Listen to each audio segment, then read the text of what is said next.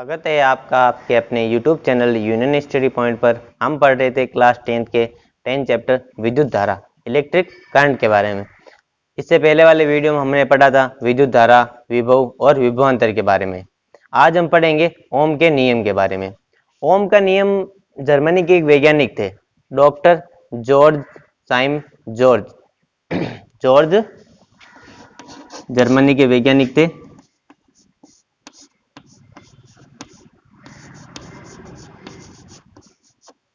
George Saim ओम, इन्होंने ये नियम दिया था 1826 में।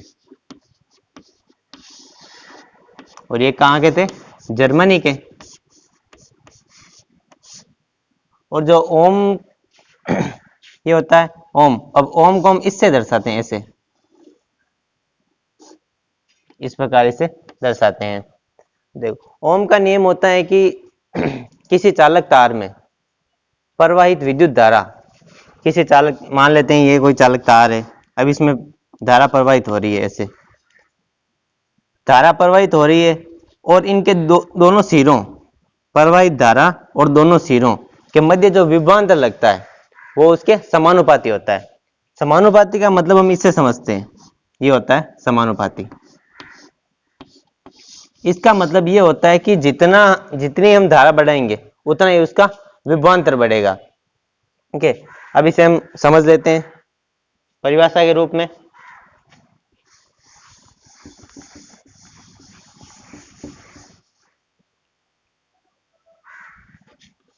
ओम का नियम,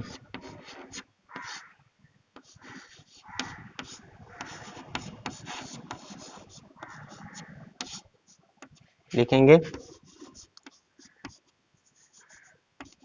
किसी चालक तार, किसी चालक तार में प्रवाहित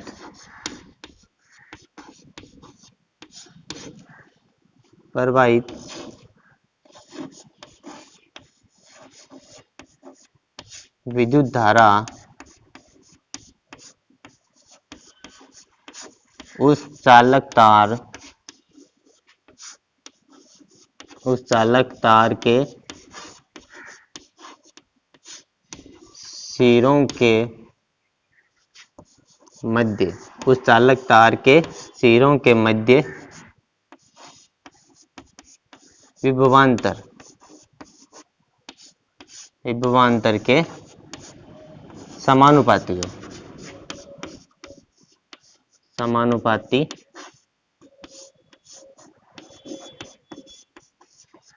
होता है।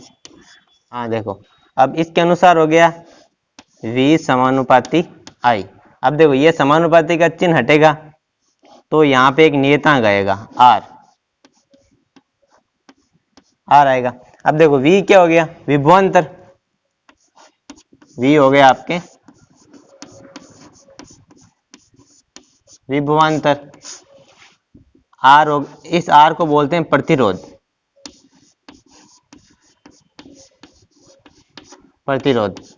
ये होता है नियतांक।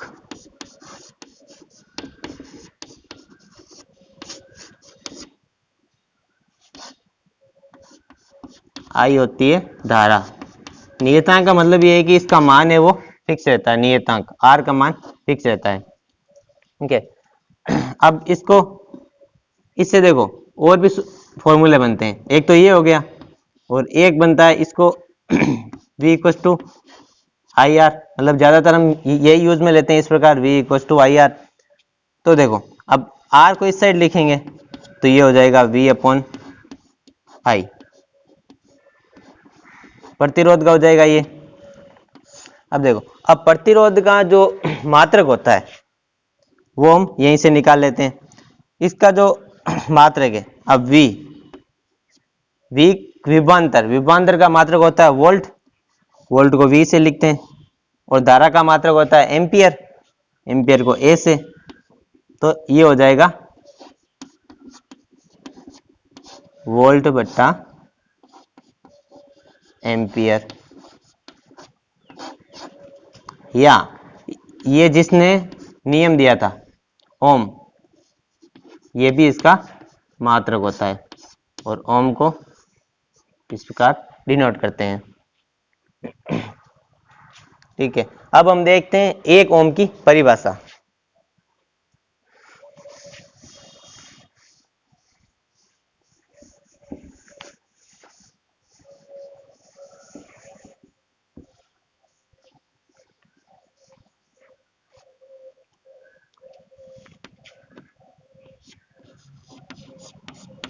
एक ओम की परिभाषा, अगर आपको ओम का नियम याद है तो एक ओम की परिभाषा भी आपको आसानी से याद हो जाएगी। अब देखो, ये हो जाएगा कि यदि किसी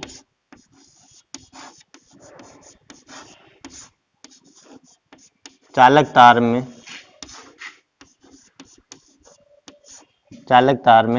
1 एम्पीयर धारा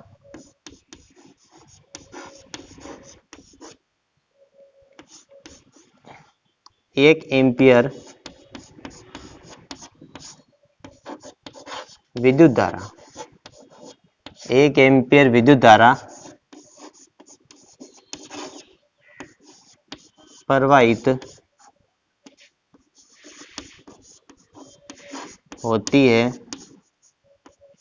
और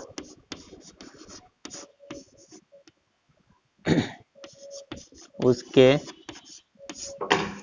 मतलब चालक तार के सिरों के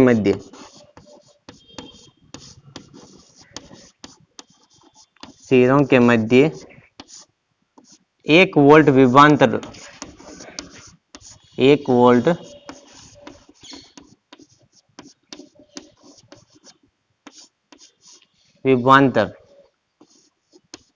उत्पन्न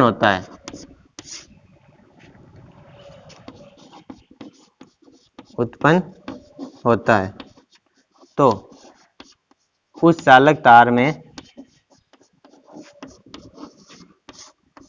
उस चालक तार में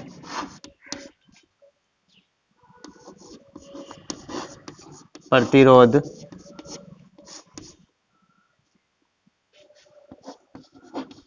1 ओम होगा। 1 ओम होगा, ये 1 ओम की परिभाषा हो जाएगी। ठीक है, परिभाषा, ये हमारा फॉर्मूला था प्रतिरोध का। अब देखो 1 वोल्ट और 1 एम्पियर दोनों का मान 1 है, तो देखो R बराबर 1/1, तो प्रतिरोध हो जाएगा 1 ओम। स्क्रीनशॉट ले लिया होगा आपने। अब पढ़ते हैं ओम के नियम का सत्यापन। अगर क्वेश्चन आता है तब आप क्या आता है, ओम का नियम लिखो और ओम के नियम का सत्यापन करो। ये बड़ा क्वेश्चन आता है और साथ में ही आता है। तो हम देखते हैं ओम के नियम का सत्यापन।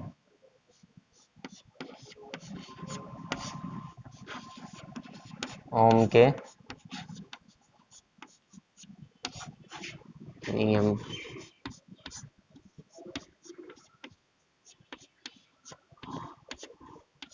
का सत्यापन। अब देखो, उससे पहले सत्यापन करने के लिए हम परिपथ बनाएंगे, विद्युत परिपथ।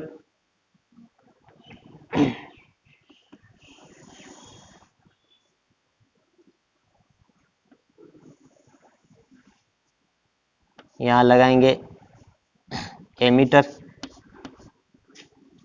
जिससे विद्युत धारा मापते हैं, ये प्लस, इधर माइनस, और यहाँ पे वोल्ट मीटर।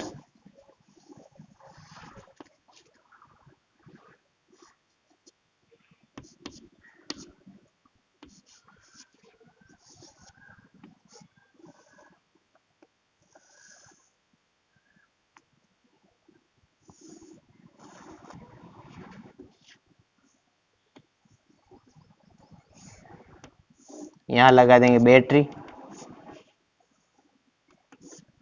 यहाँ हो जाएगी कुंजी,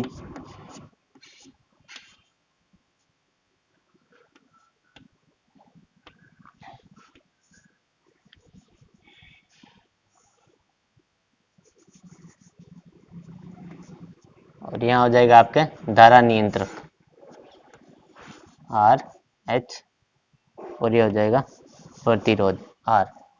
अब देखो पहले सबको लिख लेते हैं। बी क्या है, बैटरी या विद्युत सेल,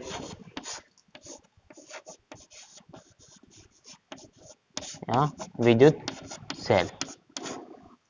एमीटर जिससे धारा मापते हैं, एमीटर श्रेणी क्रम में लगता है, ये सीधा श्रेणी क्रम में लगा दिया। फिर है वोल्ट मीटर जो आपके समांतर क्रम में लगता है।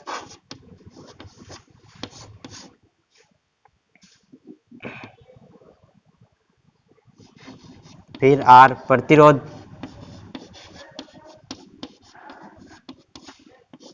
प्रतिरोध, और आपके यहाँ से आई जो धारा का डिनोट करता है। आज आई हो जाएगी धारा, आर एच धारा नियंत्रक,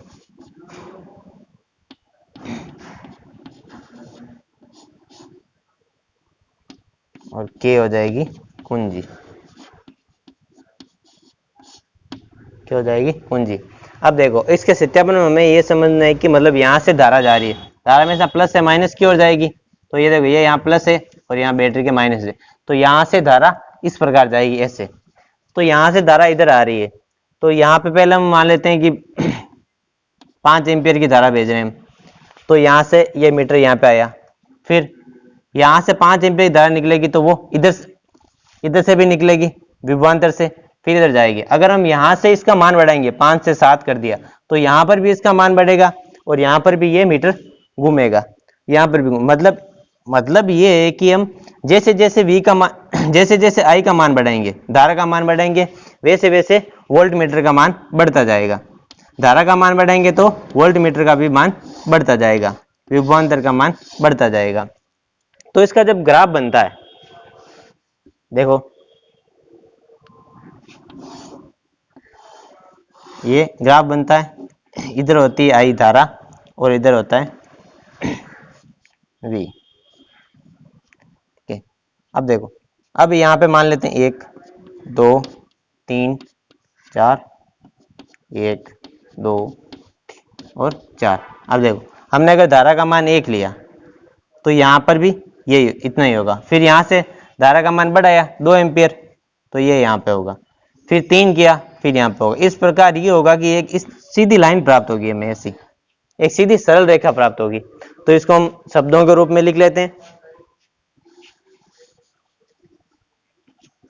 आप पहले इसका स्क्रीनशॉट ले लो, ले लिया होगा।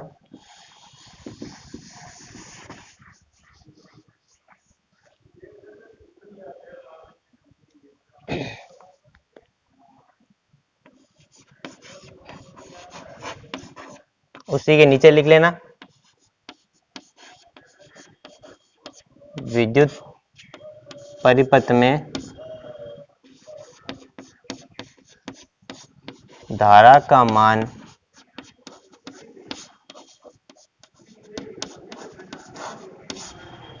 बढ़ाने पर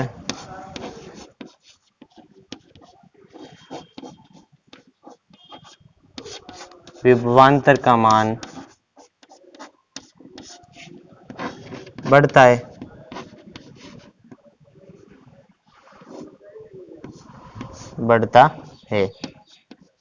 तथा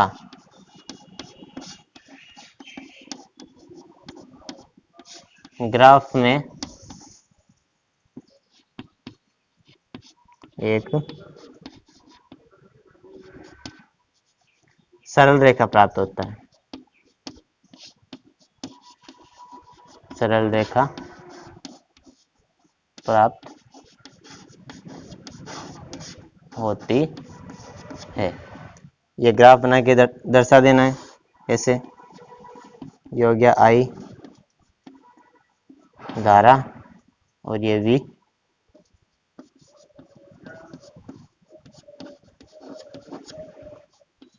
विभवांतर। इसको ऐसे पॉइंट करके इस प्रकार दर्शा देना है। ठीक है, आप इसका स्क्रीनशॉट ले लीजिए। हाँ, स्क्रीनशॉट ले लिया होगा आपने। अब हम पढ़ते हैं प्रतिरोध के बारे में। प्रतिरोध वो होता है कि प्रतिरोध मतलब वापस विरोध करना, मतलब किसी के रास्ते में रुकावट पैदा करना, तो वो होता है प्रतिरोध। अब इसके यहाँ हम फिजिक्स में पढ़ेंगे कि मतलब जो चालकों के प्रवाह में बाधा उत्पन्न करता है, इलेक्ट्रॉन के प्रवाह में बाधा उत्पन्न करता है, उसे प्रतिरोध कहते हैं। प्रतिरोध को आर से डिनोट करते हैं। तो देखो पहले प्रतिरोध ये होगा कि देखो पहले परिपथ है ये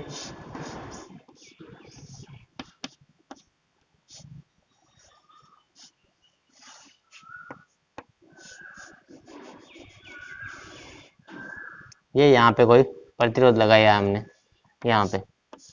अब देखो यहाँ से धारा इधर से इधर जा रही है, प्लस से माइनस की ओर। अब यहाँ से जितनी धारा जा रही है यहाँ पे हमने प्रतिरोध लगा दिया, तो यहाँ पे कुछ ना कुछ धारा रुकेगी फिर आगे बढ़ेगी। तो देखो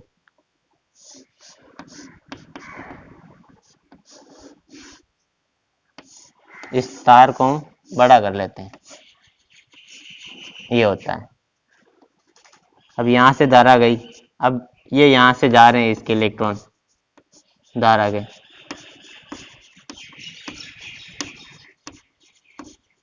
अब देखो ये जो चालक तार ये जो प्रतिरोध है, ये धारा को पूरी तो रोकेंगे नहीं, कुछ को रोकेंगे। तो ये इसके जो इलेक्ट्रॉन होते हैं प्रतिरोध के, वो इसके धारा के इलेक्ट्रॉन के बीच में आ जाते हैं, ऐसे कुछ को रोक देते हैं। इस प्रकार ये रुकते हैं। अब देखो प्रतिरोध की परिभाषा लिख लेते हैं। प्रतिरोध को आर से लिखते हैं।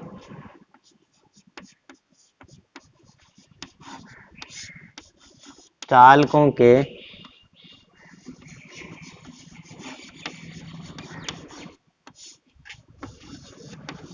आवेशों के प्रवाह में उत्पन्न, चालकों के आवेशों के प्रवाह में उत्पन्न बाधा को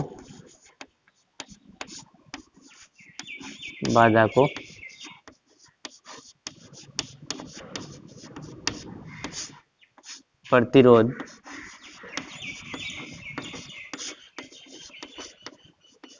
कहते हैं। अब देखो ये होता है आर व्युत्क्रमानुपाती 1/I, ये होता है। अब देखो जितना हम प्रतिरोध का मान बढ़ाएंगे उतना ही उसका कम होगा, मतलब इसका जस्ट उल्टा हो रहा है। जितना प्रतिरोध का मान बढ़ाएंगे उतना ही धारा का मान कम होता जाएगा। ये तो इसके व्युत्क्रमानुपाती होता है। तो लिख देंगे प्रतिरोध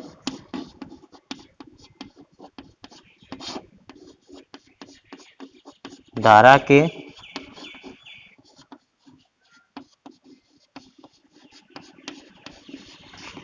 व्युत्क्रमानुपाती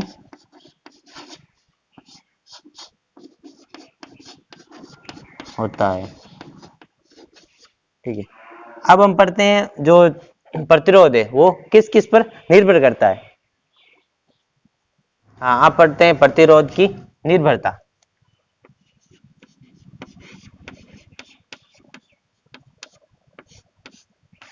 प्रतिरोध की निर्भरता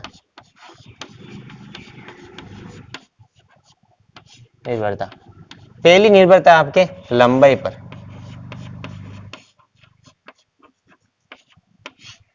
लंबाई को L से लिखते हैं। अब देखो लंबाई पे, तो लंबाई के ये होता है आपके समानुपाती होता है। R होता है वो L के समानुपाती होता है। इसका मतलब ये है कि हम जैसे जितनी चालकता की लंबाई बढ़ाएंगे वैसे वैसे प्रतिरोध बढ़ता जाएगा। देखो समझते हैं, मान लेते हैं ये चालक तार है, ये चालक तार है। अब इसमें हमने पहले इतना प्रतिरोध लगाया, तो यहाँ पे कुछ ही धारा रुकी, फिर इस चालक तार इस प्रतिरोध का बढ़ा दिया। तो पहले तो इतनी सी जगह पे रुक रही थी, प्रतिरोध इतना ही था, अब देखो इतना बड़ा हो गया। तो जैसे जैसे हम इसकी लंबाई बढ़ाएंगे वैसे वैसे प्रतिरोध भी बढ़ता जाएगा। तो इसका हम ग्राफ बनाएंगे तो देखो कैसा बनता है।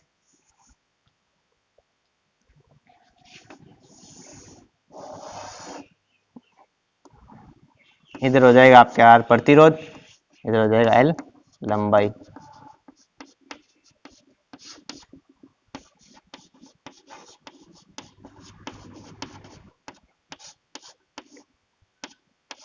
अब देखो हमने पहले मान लेते हैं आर का मान 1 लिया, तो इसका भी 1 होगा क्योंकि ये दोनों समानुपाती है, जितना मान इसका होगा उतना ही इसका होगा। फिर आर का मान 2 लिया तो इसका भी 2 हो जाएगा, 3 लिया इसका भी हो जाएगा। तो ये इसका मान बढ़ता जाएगा जैसे जैसे हम तार की मोटाई बढ़ाएंगे या प्रतिरोधकता बढ़ाएंगे, वैसे वैसे ये ऐसे इस प्रकार आपके ग्राफ बनेगा।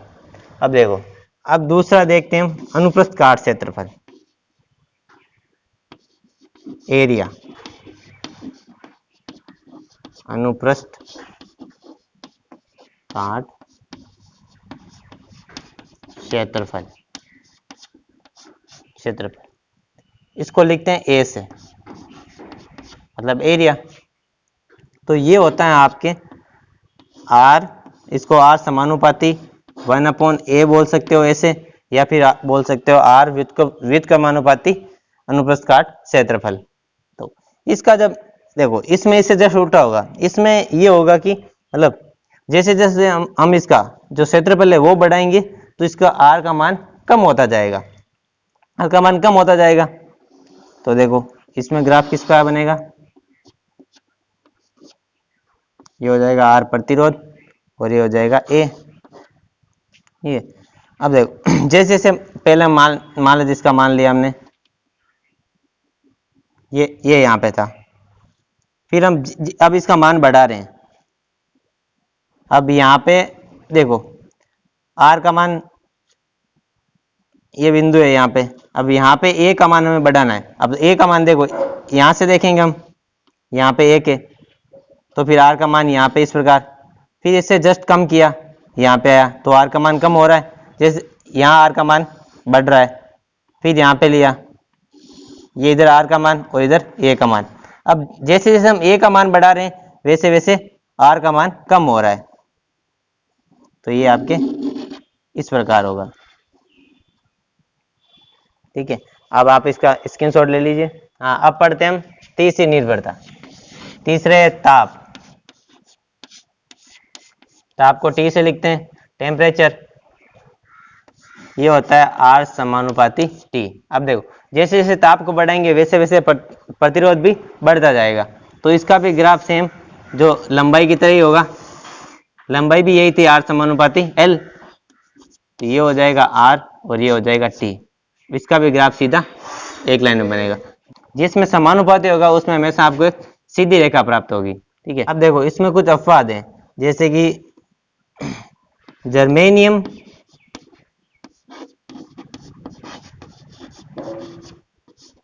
जर्मेनियम व सिलिकॉन, सिलिकॉन धातुओं के ताप बढ़ाने पर,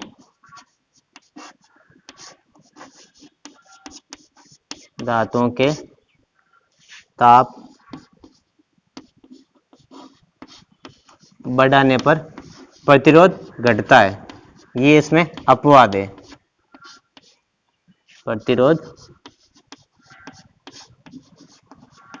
घटता है। एक तो ये है आपके, और एक दूसरा है मैग्नीन, ये आपके मिश्र धातु है, मैग्नीन व कांस्टेंट,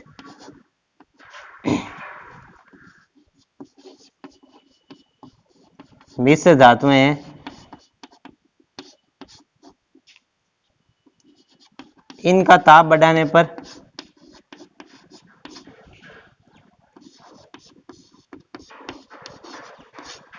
ताप बढ़ाने पर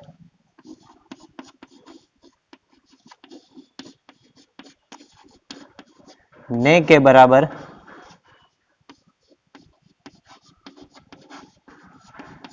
प्रतिरोध बढ़ता है, मतलब इन पे कुछ फर्क नहीं पड़ता है। आगे बढ़ते हम पदार्थ की प्रकृति, प्रतिरोध की निर्भरता पदार्थ की प्रकृति पर। अब हम चार धातुएं लेते हैं जिनकी लंबाई और जो क्षेत्रफल है वो समान होता है। पहले लेते हैं हम सोना, चांदी, तांबा और एल्यूमिनियम।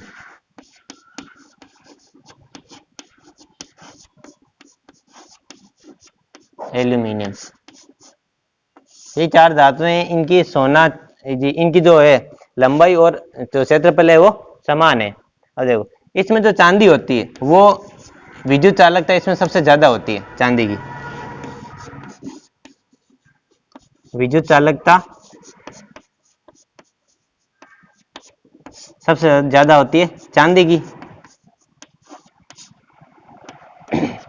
सबसे ज्यादा होती है चांदी की। चांदी की होती है आपके 1.6 इंटू 10 की पावर 8,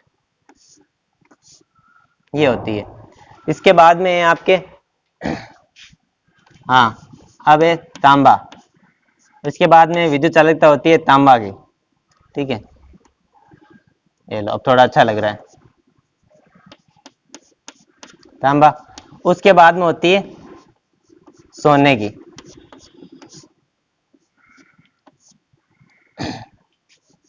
इसको लिखते हैं एजी से, तांबा को सीयू से और सोने को एयू से। और सबसे कम होती है वो होती है एल्यूमिनियम की विद्युत चालकता, इसको लिखते हैं एल से। ये तो हो गई विद्युत चालकता। अब देखो प्रतिरोधकता इसे जस्ट उल्टी हो जाएगी।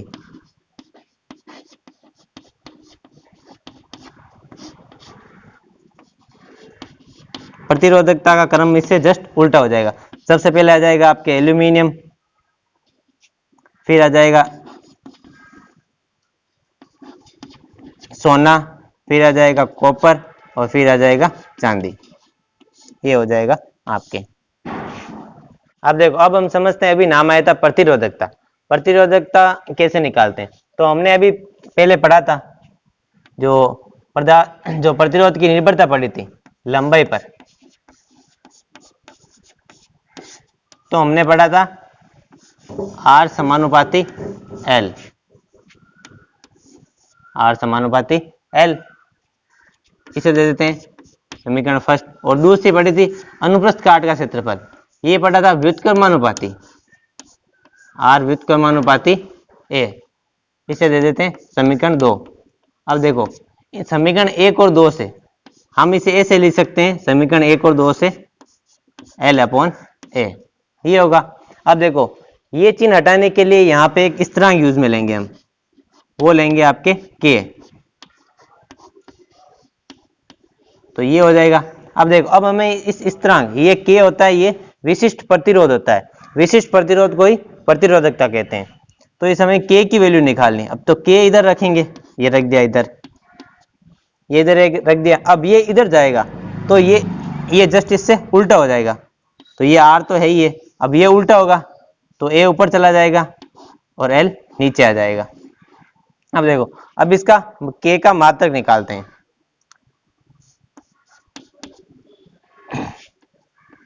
R प्रतिरोध, प्रतिरोध का मात्रक क्या था? ओम।